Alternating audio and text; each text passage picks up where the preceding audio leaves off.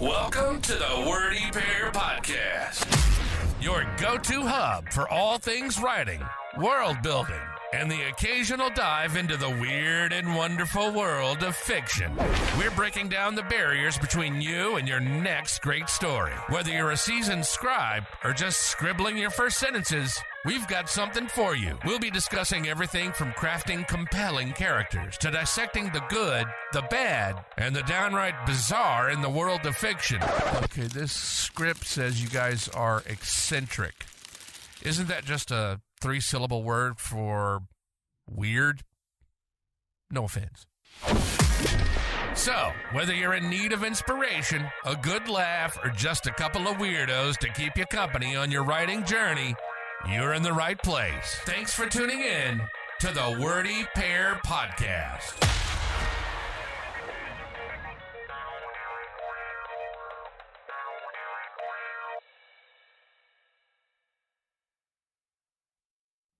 All right, hello and welcome. We are the Wordy Pair, and we are going to be talking today about something, kind of similar topic to something that we covered a few weeks ago. A couple of weeks ago, we covered the first, 13 episodes of the Slayers TV show? It was the first 8, actually. I had misremembered how long a certain 10. saga ran, so... It was 10. It was 10? Okay, 10, something like that. But, like, for instance, I watched the 13, and we talked about Amelia a little bit, so first 13 is reasonable. Anyway, you had said that you were waiting on reading the novels until you had collected all of them, but it sounds like your curiosity has gotten the better of you? Yeah, after diving back into it, I kind of wanted to get rolling on that since reading those books, reading the Slayers novels has been something that I've been putting off for almost 2 decades, if not more. And I finally did it, and I didn't think it was going to warrant us talking about it until I got to the later books. I read the first book, and I don't think in my entire life, a lifetime of reading and a lifetime of watching movies, definitely more so than you in terms of the movie watching. So a lot more possibility for crossover here. Okay. I have never read a book that so closely resembled the material that I saw on the screen. And there's several key, not even key, just like differences to the book than the show that are worth mentioning. Okay. But it's so fantastic to think that the source material was used in such a loyal way, like very loyal to the source material. Okay. It's not something that happens very often. Now that may or may not necessarily be a good thing, but in this case, I think it was not just for the best, but I think it was the right choice overall, just because the books are fun, and they're nice short reads, so they're fun to go through. Okay. They are not very high reading. They're good, the stories are good, but there's definitely some problems that can be talked about, and I think that it's important to point out that some of the issues I had reading, like some of the things I looked at and said, oh, this is actually not very good writing. Yeah. Are things that, warrant being brought up in a writing podcast or something. All right. Sounds good to me. So, as always, I'm Rudy. And I'm Justin. And we're going to be talking about Slayers some more. So why don't you get us started? All right. Well, the first thing that really jumps out, I watched the show when I was a kid. Like, I was the age of Lena Inverse in the story when I watched this show. She's supposed to be 15 years old. Right. And, she's one of the world's greatest sorceresses, if not the greatest. And in the show, they kind of present it with her starting out, blasting a group of bandits. We talked about this in the episode we did about the show. But, she'd stolen some stuff from the bandits. They kind of showed that part of it. The book pretty much opens the same, except they start with her running away from the bandits and getting surrounded. Okay. And everything plays out with a couple of exceptions to how some of the dialogue is worded, which may just be a translation thing. Because I'm reading an English translation. The original book is written by Hajime Kanzaka. And it's I'm reading the Tokyo Pop translation of the first book, The Ruby Eye. And Okay. this book covers all of the events that warranted our talk about the show to begin with. The fight all the way up until the great demon lord Shabernigdu. Right. So the interesting thing about the opening to this book is that, unlike the show where you're watching the events happening to Lena and you're seeing other people's reactions, everything that happens is contained within the point of view of Lena Inverse herself. So it's a Okay. first-person perspective book told in Lena's monologue, essentially. And Okay. it's one of the ones I really like it when writers use this particular trick where they really spell out what the character is thinking and feeling almost directly to the reader. And Uh-huh. in this case in particular, Lena does break the fourth wall in a lot of places to talk to the reader. Okay. Like, it's a good trick for characterization. So she'll interrupt the flow of the story to be like, yeah, okay, so I was maybe thinking something a little bit greedy, but can you really blame me? You know, that kind of thing. Yeah. And So just one thing to bring up, I wanted to make the point that this book, it does not begin with the origin story of Lena Inverse and the story of her training as a sorceress. no, it does not. And so you don't have this 150,000 word first book that talks about how she grew up as a something or other.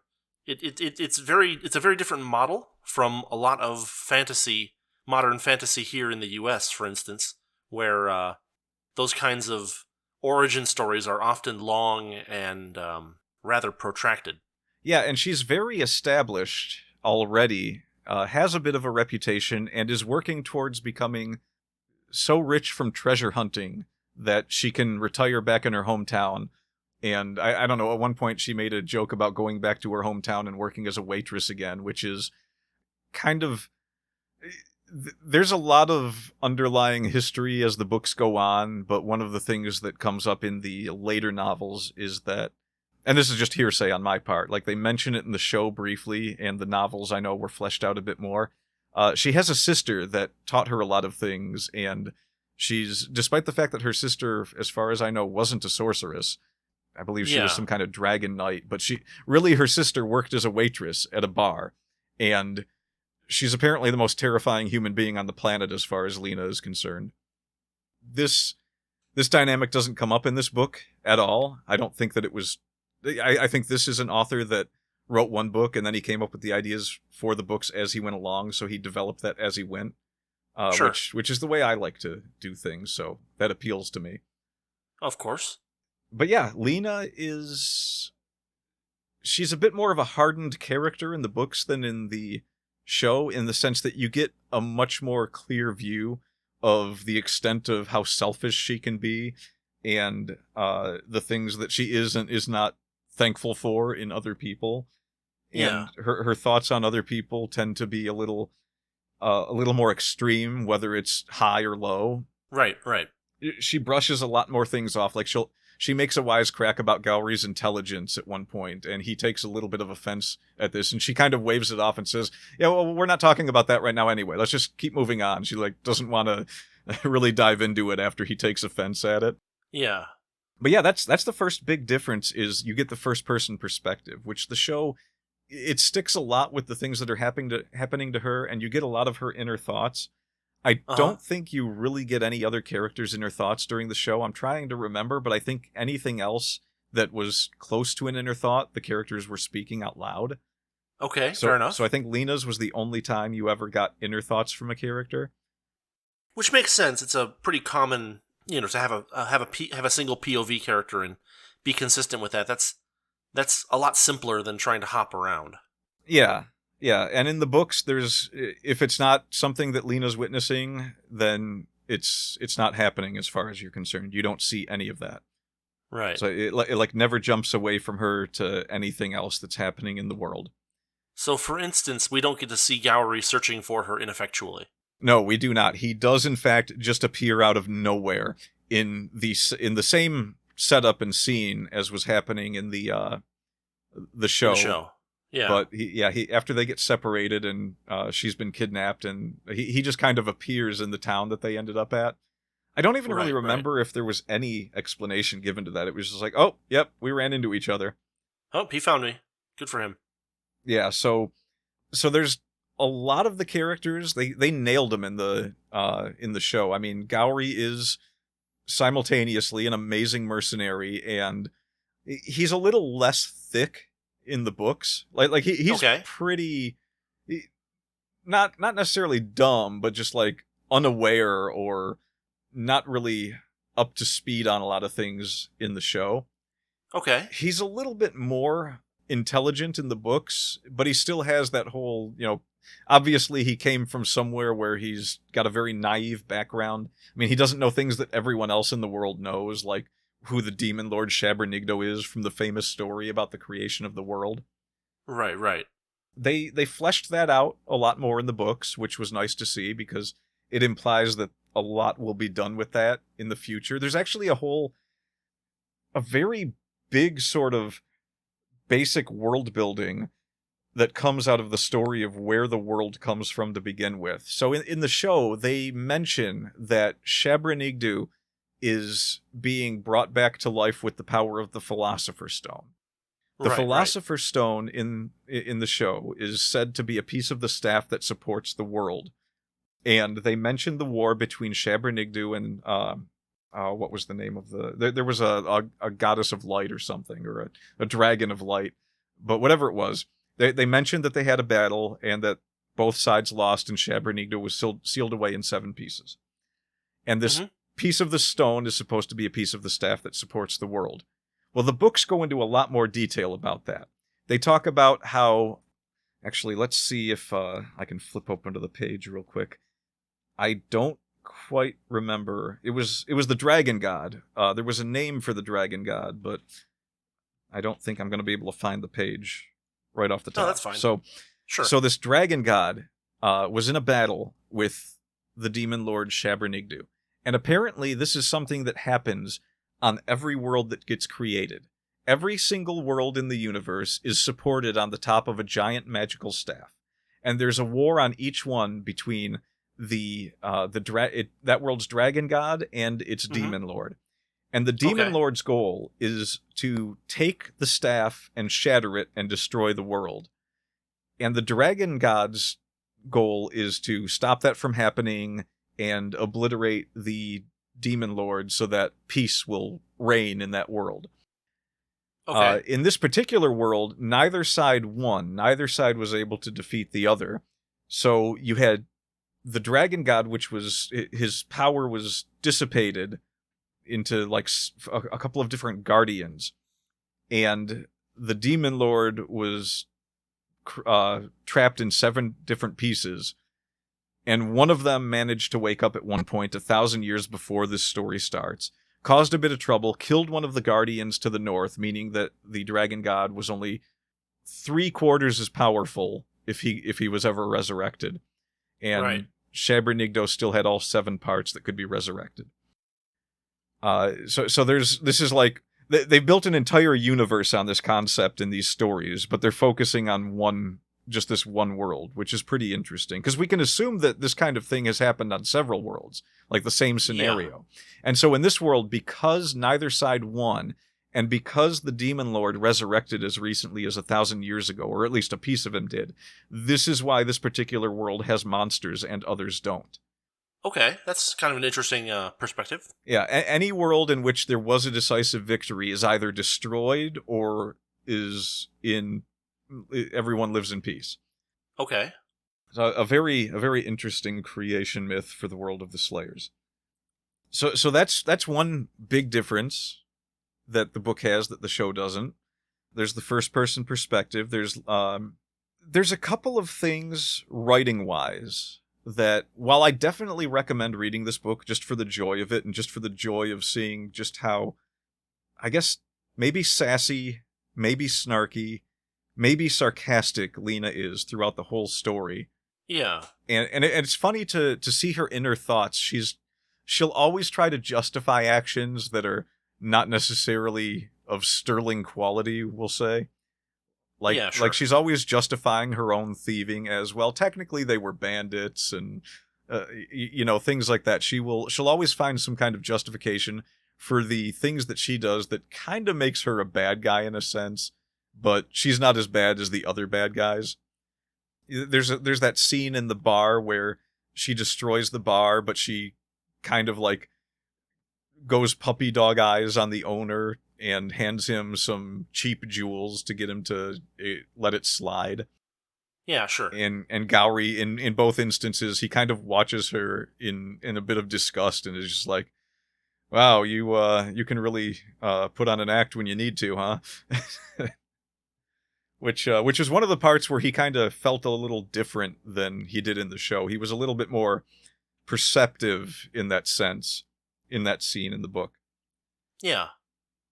Now, for the most part, the book and the show play out almost scene for scene. Here's where it gets weird. Okay. Most of the time, the book is better, and the book has fleshed things out a lot more. Like with the demon lords and the dragon gods, that's a bit more fleshed out. Yeah. Most of this book is less fleshed out than the show. Like, I feel like this wasn't like the first. I think this was the first book this author wrote, but I don't think it was the first writing. He did a lot of fantasy writing for like magazines and things. Okay. Kind of like serialized stuff or short stories? Yeah, a lot of stuff like that. And I guess this was his first big light novel debut. And okay. Is it technically a light novel, or does it predate the light novel classification? I'm not sure if it... I think it does. I think it does predate light novel classification, but I don't exactly remember when that started. Okay. I don't know the year that this book was first written. I know that the version I have was published in 2004, but that's the Tokyo Pop translation. Yeah, that's made its way through the Japanese publishing industry, through the anime industry, and then made its way to the American writing industry. Yeah, because the show quite a long pathway. Yeah. The show was from the 90s, and the book predates the show. And the books. This was at a time when a lot of the things that inspired anime, it was hard to pin that down. We didn't have the internet, wasn't as big a fountain of information at the time as it is now. I didn't know for like a decade that there were books that the Slayers was based off of. I think that's probably true of a lot of people. Yeah. And I remember the time that I learned that it was, I just happened across the first novel sitting on a shelf in like a used game store, I think. Or maybe it was like an offhand anime shop somewhere. It was just like sitting sideways on a shelf. It wasn't even on a bookshelf. And I was like, wait, I thought it was the comic, and I picked it up, and it's like, it's got a couple of pictures in it. There are drawings in the book, but it was a novel, and I kind of wish I had picked it up back then just to see the differences that they went with. The way that they drew some of the characters in the book is kind of neat. Like Rezo looks a lot more evil in the books than he does in the show. And really? That's an interesting touch. Yeah, his shoulder pads were very prominent in the show. They were not so much in the book. Sure.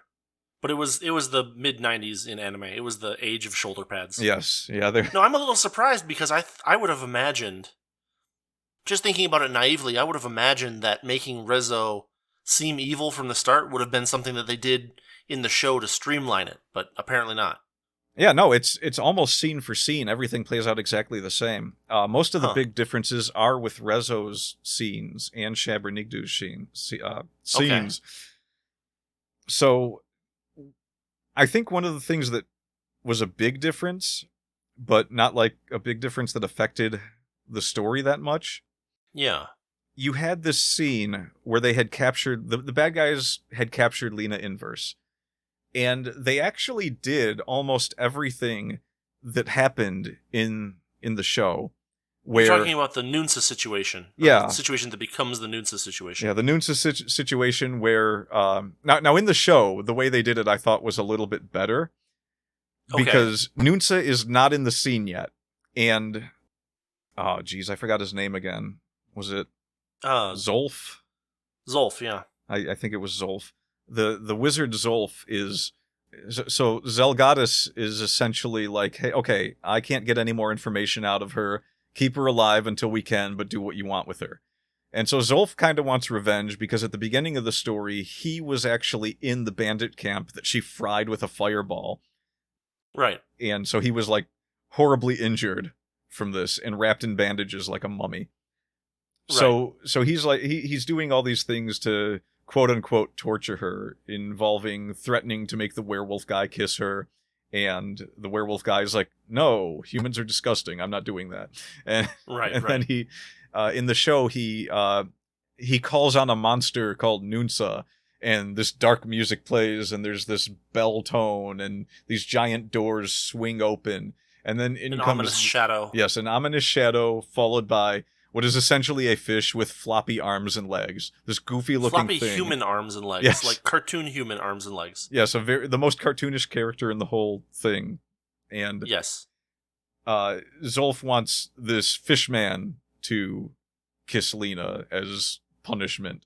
And this is the one thing that finally gets Lena to like freak out and be like, no thank you. And she's like screaming and trying to pull away. She's bound by the wrists to a rope that's hanging from the rafters. And she's like kicking and screaming to get away from this fish, which ends with the joke of Nunsa basically swallowing her whole head. And there's just like, you know, a frozen fixed image on the screen of that and some goofy cartoon noises. It's a very comedic moment. In the book, Nunsa's already on scene in the story. And essentially, Zolf asks the same thing of him. He's like, "Oh, I know what'll really rile her up. Hey, Nunsa, give her a big ol' smooch." And Nunsa doesn't understand what that means, so he's just standing there looking at Lena, and Lena's kind of got this grossed out expression on her face. It's actually one of the drawings in the book. They show that part. Okay. Nice. And after a while, Zolf is like, what are you waiting for, Nunsa? And he's like, well, I'm trying to figure out where the eggs are, because they don't have a concept of kissing as fish, so he thought that he meant to fertilize Lena's eggs. Oh. And he's just standing there waiting. He's like, I don't get it. I don't know what's happening. There's some part of the situation that I'm missing. Yeah, so they changed that scene up a bit, which, I mean, both of them were equally funny. I like the kissing one just for the visual a bit better. That was a bit more of a visual gag. But the fact that they drew him just standing there looking at Lena while she's grossed out in the book kind of made up for it a bit. So they both had their merits. Sure. There are more differences that we can talk about, but there's some writing issues that I kind of want to get to. And I want to be fair and point out that I'm reading a translation of the original Japanese.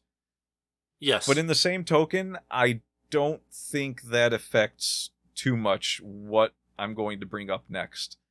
Which is... fair enough. And again, to be fair, this is an early novel by this author.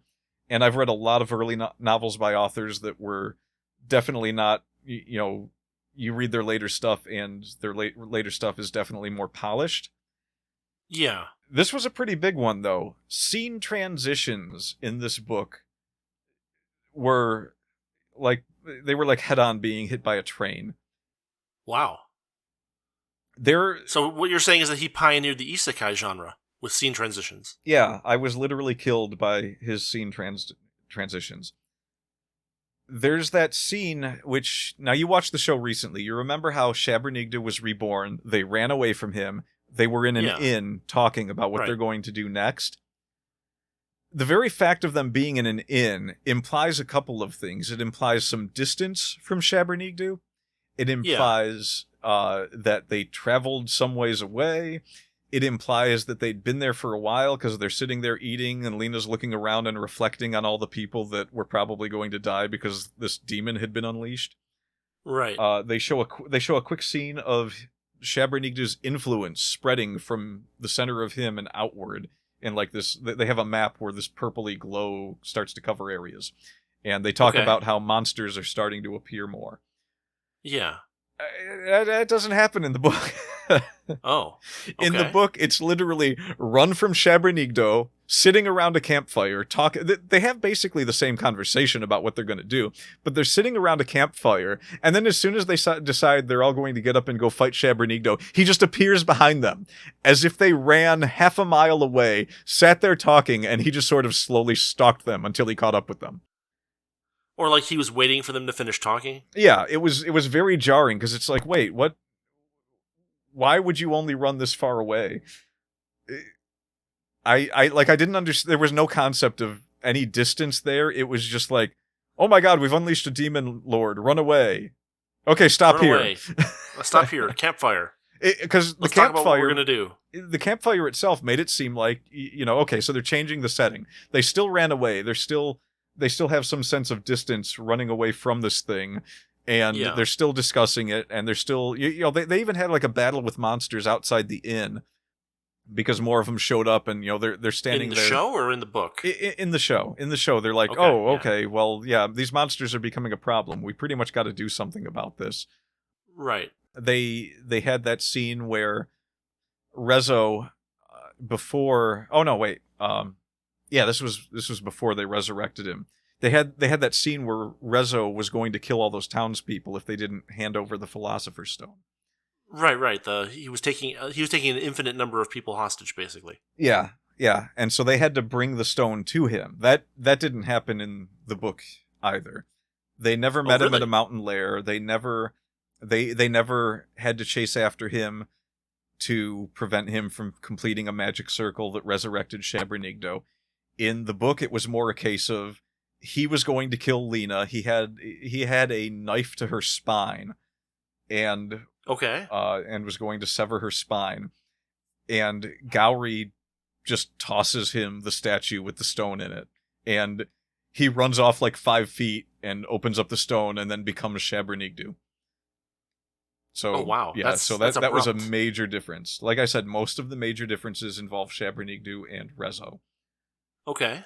Not much else with the characters. Like almost everything else that happened in the book, scene for scene, what happened in the show. Yeah. Now I don't know how true that is for the show going forward, but up until so just a question: how many books are there? I don't know. I don't know if it cuts off at the end of Slayer's Next. I don't think it does, but I really don't know. I wasn't able to find. I didn't really look it up, but when I was looking at the hardcovers that were available translated into English, I think that stopped at 15 books, maybe 12. Okay. They were like in sets of 3, and I can't remember if there were 4 or 5 of them. All right, fair enough. But I feel like it was a longer running series than that, just because I could see where maybe it stopped after the show stopped at, like, Slayer's Next might have been the end of the books, because Slayer's Try felt so much different than the rest of it. So I don't know if the books maybe ended and they just decided to continue the show, or if that actually had like novelizations to it as well. And I don't know. I mean, if there were 12 or 15 books, that's way more episodes than, because generally speaking, the opposite is true, right? Like generally speaking, the number of books that make it to the television is much smaller than the total number of books. Example would be, say, Index, for instance. Yeah. The thing is, I'm not sure how closely the books actually ended up resembling the show after the first couple, because the books actually did get into Lena's sister, and I believe the books do have Naga in them at some point. Right. I haven't verified that yet, but I don't want to spoil it, so I'm basically going to read them start to finish to find out. But I know that they get into her sister, because that was the running gag in the show, was that they never actually showed her sister in the show, even though it was even though Lena mentions her in the books several times. And the closest they came to in the show was the scene where someone presents her a letter from her sister, and this warrants Lena running away and hiding, because just the thought of getting a letter from her sister is terrifying enough, let alone actually, How did she know where I am? Yeah. Yeah, there's that too. Yeah, that's one of the things that I wish they had done more of in the show. Like, I wish they got to the point where they finally sort of crossed over Lena and Naga in the television show by having Naga. We talked about that, how she was that armor. Yeah, but they never did anything with the sister, and that was like the last great thing I feel that they should have done. Like, if they never did anything with the sister but say that she's not showing up. Yeah, there's actually, in the title sequence for Slayer's Next, there's an outline that's supposed to be her sister holding up a sign that says "not appearing in this show." Right. And I think at the time people were like, "Are they serious?" And yes, they were serious. Yeah, but it's not just that. I wonder if that was a Monty Python reference. Sir not appearing in the show? It might have been. Yeah. She's a knight, too. Yeah. Yeah, that's a good point. Because I know that Quest for the Holy Grail had a bit of a following in Japan. Not a huge one, but, significant. So I wonder how much Monty Python made it over there, and maybe someone picked up on that joke. It could be. There's actually an afterword in the book that's kind of interesting, because it's written from... Really? Well, so the author writes it from the perspective of his quote-unquote official spokeswoman, whose name is just L. But I think we all know that means Lena Inverse. So he wrote his afterword as Lena Inverse. Okay. It's... I could probably read through that real quick just to give you an idea of what this guy's writing perspective is. Sure, and let's hear it. A little bit of history. It's, what is it, like 2-3 pages? Big print, no big deal. So it's the afterword, by L, the author's official spokeswoman. Right. Well, hello there, you extraordinarily attractive readers. May I say what great taste you have in fine literature? What a pleasure it is to finally meet you. Me? Oh, you can call me L for now. I know, the afterword is the author's responsibility, but he's shy. He's shy. He didn't ask me to say hi for him, though, so, hi. And that's how she talks in the book, too. Lots of ellipses, lots of interrupting words to cover for something that slipped out accidentally. Sure. That's kind of how her inner thoughts read throughout the book. Okay. So continuing. Wouldn't you rather hear from a beauty like myself anyway? I mean, I've met the guy, and he's nothing to write home about. You know what I'm saying? Oops, guess he heard that. La la la, moving on. Note to my minions, if the author complains again, lock him in the bathroom until I'm finished. Confiscate his robe so he won't crawl out the window. If you let him escape, you'll wish you'd never been born. This is the afterword, by the way. This is a very joyous and fun afterword. This is the tone... It sounds great. Yeah, this is the tone of the books, too. What? Oh, like you've never had to lock somebody in the bathroom before? You're not fooling anybody, all right? All I'm doing is holding the author hostage until I finish the afterword. Everybody does it, okay? Nothing to see here, people. Drive on.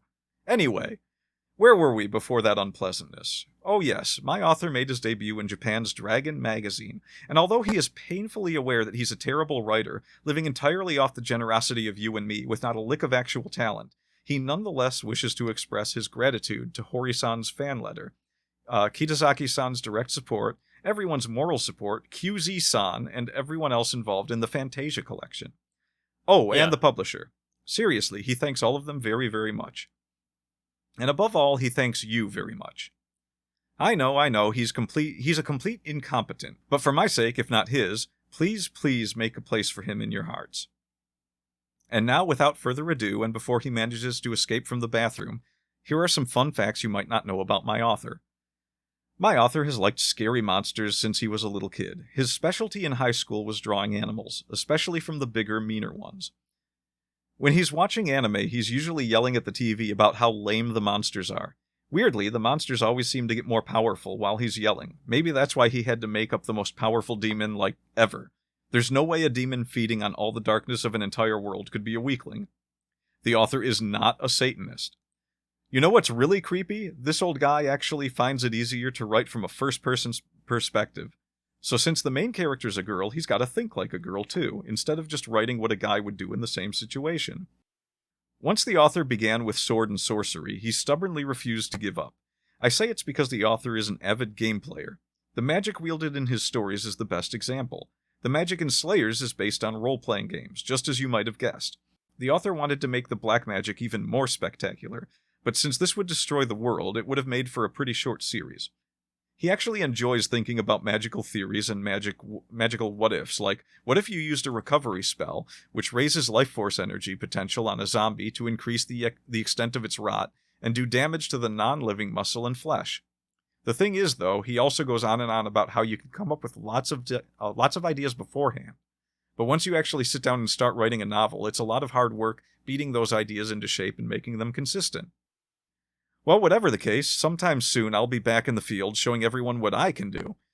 Okay, everyone send the author threatening fan letters telling him to do whatever I want.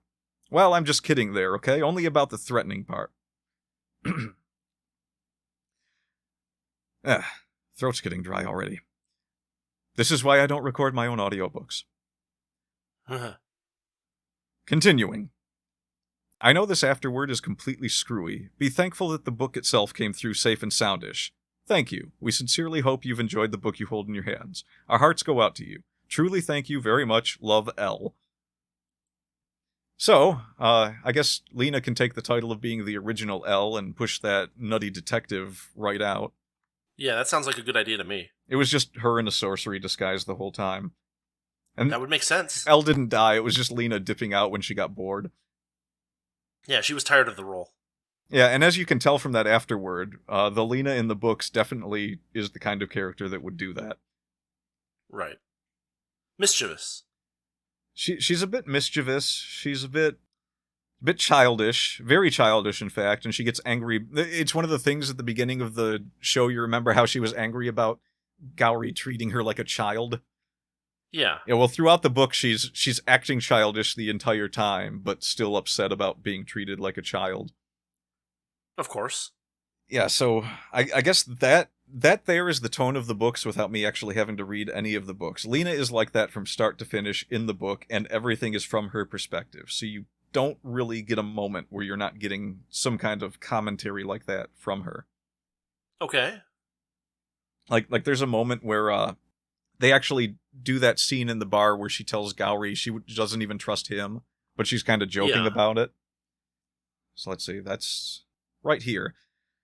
She said, Gowry's like, so you think one of the bad guys might be calling himself Rezo just to get close to us? Could be. How do you know I am who I say I am, Lena? You seem to trust me. And then she goes, you think I trust you? Oh, actually, it says, you think I trust you, I teased. Hey, that's harsh, Gowry complained. I'm kidding, you don't look like a guy with ulterior motives. Thanks, little lady, Gowry said, like he was patting a puppy on its head. Way to ruin a moment, pal. Again. Right. So she's just like that throughout the whole book. She is incredibly childish, considering she's marching around like she's an adult. And despite the fact that she has a bit of perspicacity to her, even in those moments where she's playing the wise adult, she tends to act childish. Well, she also has a significant time period of serious magical study under her belt as well.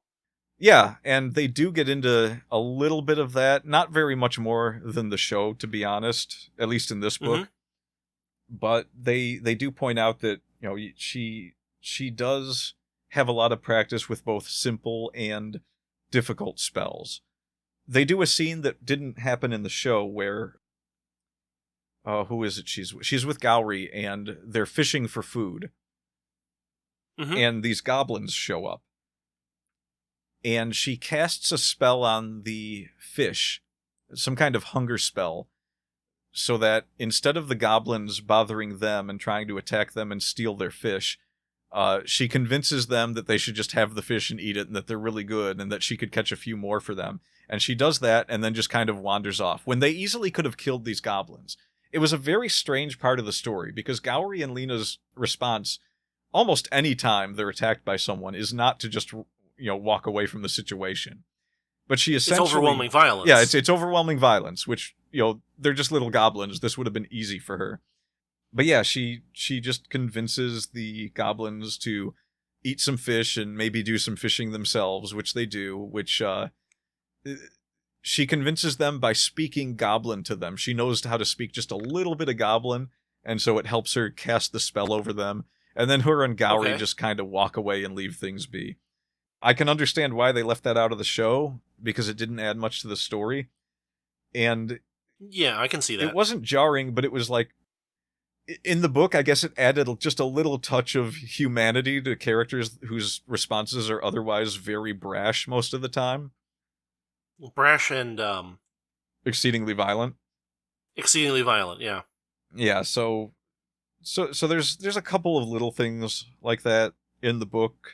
If you've seen the show, you have essentially seen what happened in the book. And the show probably did it better, in my honest opinion. Like, the fight with Shabernigda was... building up to it was definitely better. You know, having that whole scene where they're all invited to the cave and they have to bargain with Rezo not to kill all these people. They give him the stone, he runs off, and they try to stop him, but he turns Zelgadis on them using the magic that he used to create Zelgadis. Actually, did that even happen in the book? I can't remember if he actually turns on them or not in the book. Yeah, I don't know. I mean, it's interesting because probably the show was created a few years after the first book actually came out, and so maybe he had some time to consult with himself and say, hey, we could maybe do this a little bit better, or maybe they had someone smart in the producer position who could make some suggestions here and there to kind of deepen the story a little bit, make it a little bit more fun.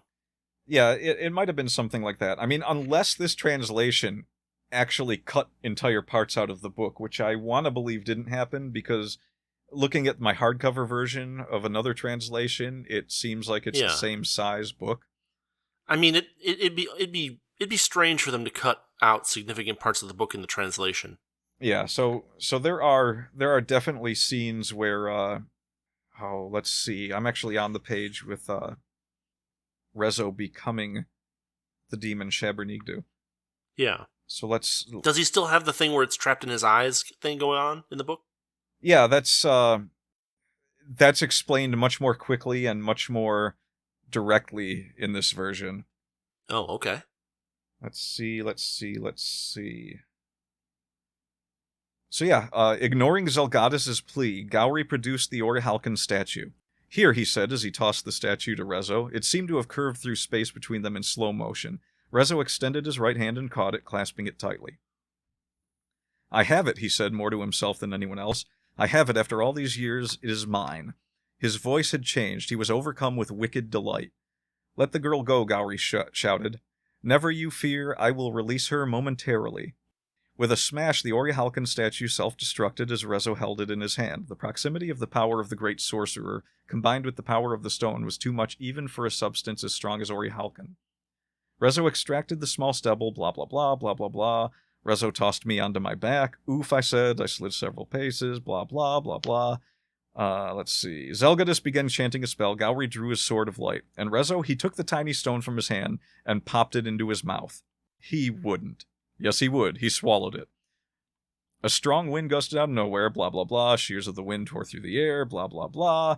A roar came from Zelgadis. With it, he sent a pillar of blue flames towards Rezo. They wound around the priest like a chrysalis, and then disappeared. Whatever spell that was, and I wasn't familiar with it, had no effect whatsoever. And then Rezo laughs because he can see, and laughs some more. Bwahahaha, they're open, my eyes have opened, and plop from his forehead. And then this is where Lena finally figures it out. She goes, and then I understood. I knew what had been sealed behind Rezo's eyes. Rezo's face transformed into a mask of white stone, with rubies fit in where his eyes should have been. His entire body, still covered in red robes, hardened into something that wasn't human. It can't be, Zelgadis muttered. He'd recognized it as well. Ruby Eye Shabernigdu lived. A silence fell across the land like no silence before or since. Yada yada, yada yada yada, and then like one paragraph later they get to the part where Shabernigdu is making a bargain with them. He goes, you may choose the path you desire. Rezo, or Shabernigdu, said calmly, his marble mouth fixed open. So I guess that wasn't just like an animation choice. It actually says his mouth is fixed open. If you choose to obey me, you'll be permitted to live out your natural lives. I offer this as an expression of gratitude for having restored me to life. However, if you choose to be enemies, then I will show you no mercy. Before I go release the Demon Lord of the North, another aspect of myself that was sealed up long ago, I shall be your opponent. Choose wisely. And that's how quickly all that happened. Whereas it was like a whole episode in the... It was more than an episode, because there was the town thing, there was the, walking to the tower, there was... What's his name? Zell getting turned against them. There was the magic circle. There was that whole montage of blind priests in his lineage that we got to see in the show. Yep. Yeah. They fleshed that out a little bit more. Yeah. Yeah, so a lot of the book, to be honest, it feels really rushed.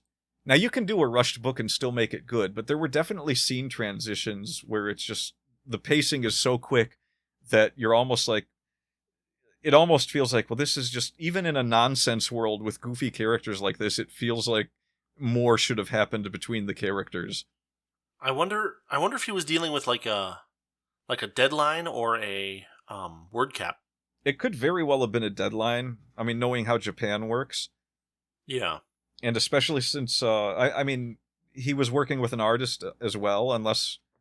Well, let's see. Did he draw his own stuff? Maybe he drew... No. Illustrated by Rui Araizumi.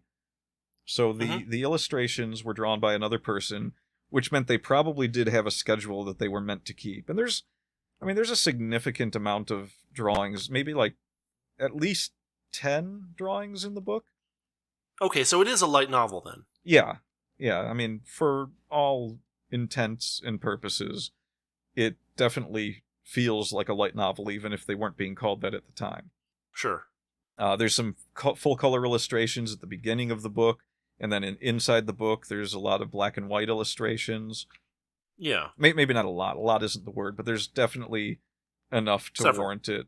You know, like every 10 pages or so, it seems like, in some of the chapters, and then maybe 30 pages goes by, and there's a couple more. Sure. Yeah, that's pretty common spacing for a light novel. But I'm going to go ahead and say, even with how some of the scenes seem squished together, like it seems like there should have been more than just them tossing the statue to Rezo, and then he becomes the Demon Lord, and then it's kind of all resolved a couple of pages later after a bit of dialogue. It really is kind of like, from that scene that I just read, they run away, and it feels like they run away for 5 minutes, and then he just walks up behind them, and then they finish the fight. Yeah. But yeah, I don't know how the rest of the books how much they follow the rest of the show. I'm assuming that the next couple, at least, follow the show, because Amelia and her father play a significant role in the start of the next book. And yeah, it'd be one of those things that'd be interesting to look into, is the timeline, because I'm pretty sure that there was a little bit of a gap between like Slayers and Slayers Next and Slayers Try, and then there was a big gap between Try and, what was it, Revolution and Evolution or something like that? Evolution R? I'm almost certain that they never had books that complemented those two. You'd be surprised, maybe. I mean, it's but possible. It'd be worth looking into. You know, like if he wrote those books, and 10 years after the show they decided to do another show, they've got the books to fall back on. So I wouldn't be surprised if they did that. Yeah, they may have skipped a few books or something like that, for all I know. I mean, if he was doing about 10 episodes per book, then getting all the way through Try would have been 8 to 9 books, approximately. The stories probably got a bit deeper as he went along for those ones, though, because they did a pretty deep storyline with that whole Tree of Life thing in Next. Sure. I'm interested to see how they handle that in the books. I'm really interested to see if Naga actually does make it in the books or not, because I really don't know if she was just an invention for the OVAs that had nothing to do with the early novels or the early shows. Yeah.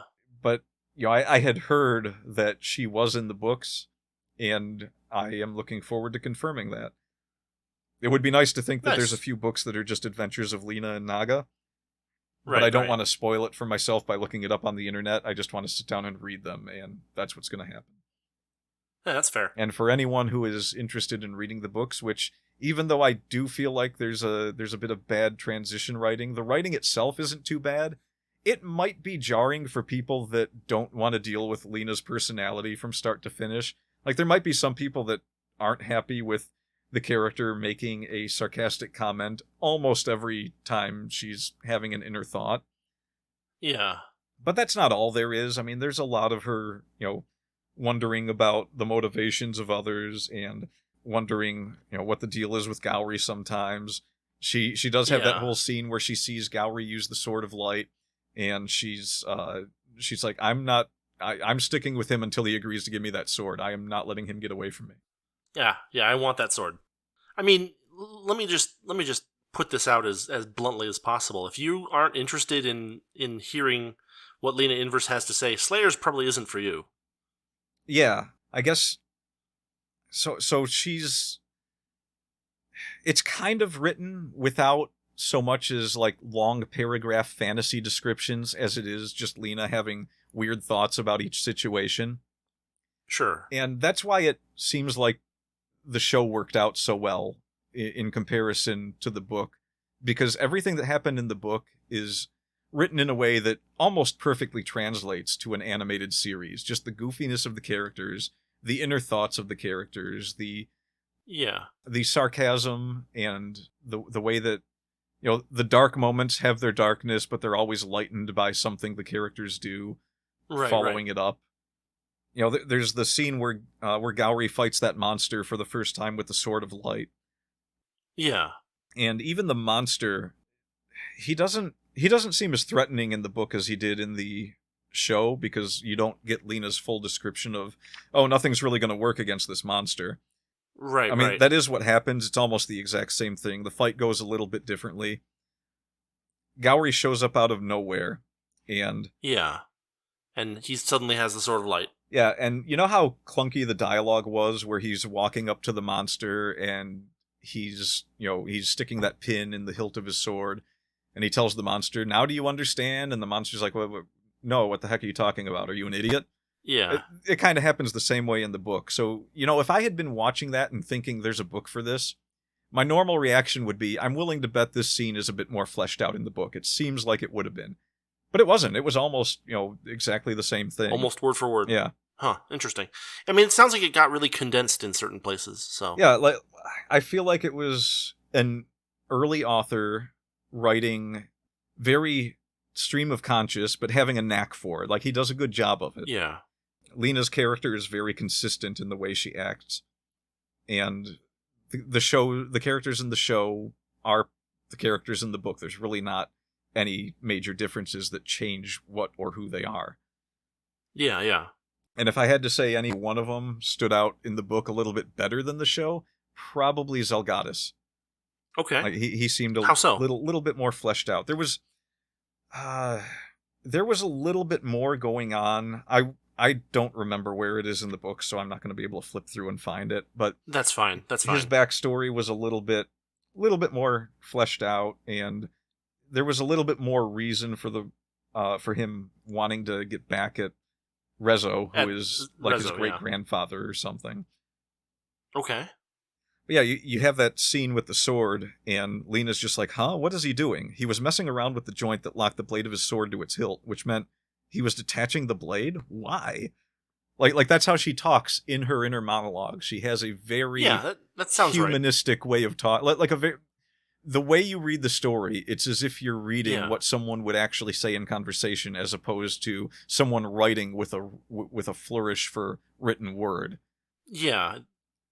It's kind of got that human roughness. Yeah, and even though another translation was done of this that I'm going to read soon, I don't know what the new one is like. I think, considering this is a Tokyo Pop translation, at a time when nobody really cared as much about being pitch perfect on everything they were doing. Yeah. Just from what I know of Japanese, I feel like this translation did the book justice. Okay. Like, I feel like they really tried to capture the tone of the characters in the translation, which not a lot of people bother with today. Well, I mean, this is getting back into really old news, but like Tokyo Pop was the first company that started publishing manga right to left. Yeah, I believe so. And so they had kind of a real feel for the authenticity of the medium in a lot of cases, and so presumably they probably had a pretty good lock on that for this as well. Yes, before all the things that went down at Tokyo Pop, we could definitely say that they led the charge. Yeah. In a lot of ways, there was Viz as well. It's interesting though that one of the things that happened in modern translations, people stopped caring about the tone of the characters so much as trying to get like perfect translations, which perfectionism is not something you want in translations. Like, there's a lot of bad localization. Yeah. But if you know what you're doing and you can maintain the spirit of the thing, there's nothing particularly wrong with localization. I have seen people try to do very... Oh, there's a word for it. Like word for word? Not word for word. Like they want to do translations that don't stick to the spirit of the thing so much as they are just perfect translations. Yeah. And that has probably ruined a lot of things that would otherwise have been popular over here. Or even just like... Interesting. You get something that... such as this translation, where the characters are very, very, very well translated onto the English page. Yeah. Whereas nowadays, it's just like, okay, well, we know what the character's saying here. We know what we have to... We want to keep the localization to a minimum and keep it as true to the spirit of the original Japanese as possible. But the person doing that, while their translation might be absolutely perfect, doesn't grasp how to keep the characters the same in the translation. Yeah. Which is the same, the same problem is one that people complain about bad localizations, such as the ones where they give a bunch of characters in a medieval fantasy setting a bunch of like Zoomer language for no reason. Right. I think both of those can be equally bad in a sense. Sure. I mean, if you're too married to keeping things word for word matching the Japanese, you're gonna and you don't pay attention to the tone and flow, then you're gonna have problems. And if you alter it so that it's not what it originally was, then you're gonna have problems too. That makes perfect sense. Yeah, there's a writing element that is lost in translation more than anything, and I think a lot of times it doesn't have to be. Yeah. I mean, this one was... I'll admit this one was probably easy just because of the way it was written from the inner thoughts of Lena. It probably made the translation very direct. Yeah. And I'm sure that there's you and I both know there's difficulties in translating anything and, really nailing the source material. But it can be very difficult. Yeah. But I always felt like the characterization is first and foremost, and then being as loyal to the translation as possible. Sure. I mean, there are some things that just... I have an entire book of 2001 Japanese idioms that are pretty much the best translations you can give to these idioms. And some people still prefer to use the original Japanese idiom, which, if you haven't studied the language, you're not going to know what it means. Sure. I mean, there would be a lot of people who would look askance at us if I told us that our horses met. Yeah. Or if a giant belly stood up. Yes. Yeah. Or a snake's road is a snake. Right. I guess you could probably get away with one like a flaw in the gem. Sure. Because that's pretty close to a fly in the ointment. Mm-hmm. And that one can be easily deduced. But like, what do you deduce from a standing belly? Right. Well, I mean, there it is. That is a little bit about the Slayers novels and the differences from the show. And if you're a reader as well as someone who likes the show, or even if you don't like watching anime but you like books, and if you're looking for high fantasy, if you're looking for very long paragraphs or very long descriptions of the world and a lot of the things that make the world, you'll get some brevity of world building, and the world building is pretty good considering what is in this book, because a lot of the world building is basically Lena's perspective on stories she's heard and things she's experienced in life, but it's there. The whole thing with the origin story of the worlds and the multiverse, the staffs that support the worlds, and the constant warring demon lords and gods. That right. That's a pretty good job considering they took only a couple pages to do it. Yeah. But if you're looking for like The Lord of the Rings, this is not it. This is just a fun read with some funny... It's got some comedy. It's got some... It doesn't quite get as dark as the show got with building up to the release of this Demon Lord. Yeah, there's a few elements missing for sure. Yeah, it's definitely got a little bit more of a hint of Lena and her goofy thoughts and the goofy characters she meets, but it is fun. And I can fully recommend it for anyone that just likes some fun reading. It's like a higher level Pippi Longstocking. Pippi Longstocking is clearly for kids. This has a very childish feel to it as you read it, but it's something that adults can enjoy.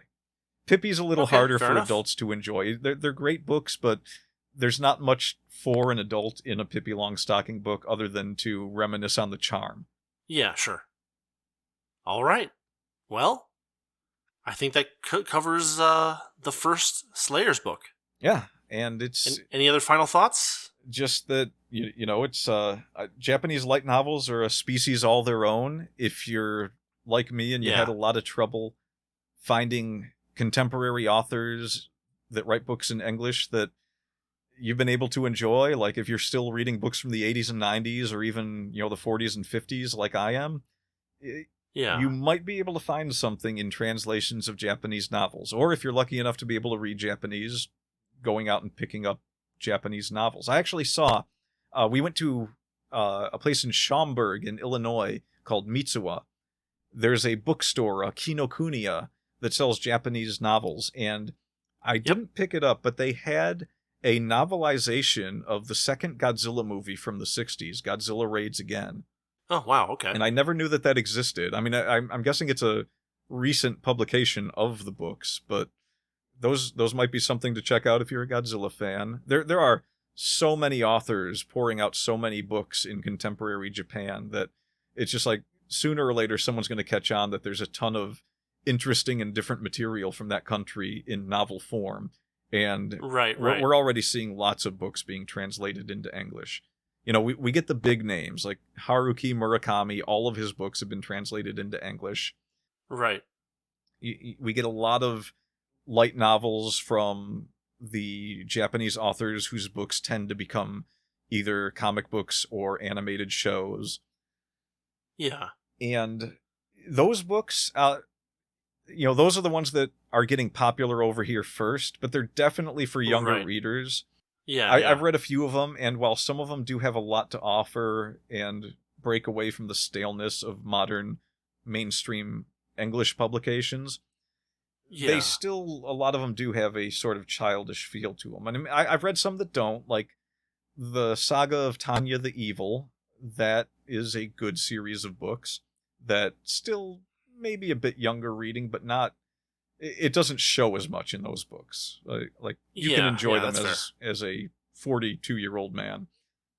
So yeah, get your reading on. Try something from another country. French novels I've heard are also really good. At least they were up until the mid-2000s. Find some translations, or pick up a new language and learn to read something, and see what's out there. Indeed. All right, well, I guess that'll close it up for today. So, as always, we are the Wordy Pair. I'm Rudy. And I am just about out of my voice, but I'm Justin. And we will talk to you next week. See you later. Thanks for listening to the Wordy Pair Podcast. Our passion is all things writing, world building, and getting into the weird and wonderful world of fiction. We hope you enjoyed our unique takes. If you did, make sure to like, rate, review, and subscribe to get your weekly dose of writing weirdness. We'll be back soon, but in the meantime, hit us up on Twitter. For Rudy, it's @Rudolph_Cone. And for Justin, @Ninja Mouse Chew. See you next time on the Wordy Pair Podcast.